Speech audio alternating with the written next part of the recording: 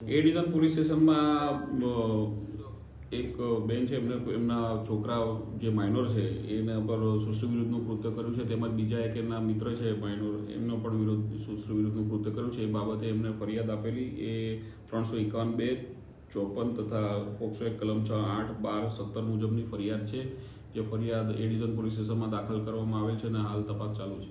ઉપરોક્ત બનાવ છે એમાં છેલ્લા 3-4 મહિનાથી આ ભોગ બનનારે નું શોષણ કરવામાં આવતું હતું અને આ બાબતે તપાસ ચાલુ છે. આરોપી જયેશભાઈ અને લાલાભાઈ છે અને બંને આરોપીઓ હાલ પોલીસ કસ્ટડીમાં છે.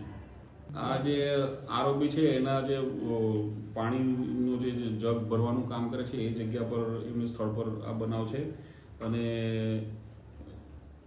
આ ગુનાનું સ્થળ રાષ્ટ્રીય શાળા પાસે છે. આરોપીના મકાનની અંદર જે પાણી ભરવાનો જે ધંધો કરે છે એ જગ્યા પર છે.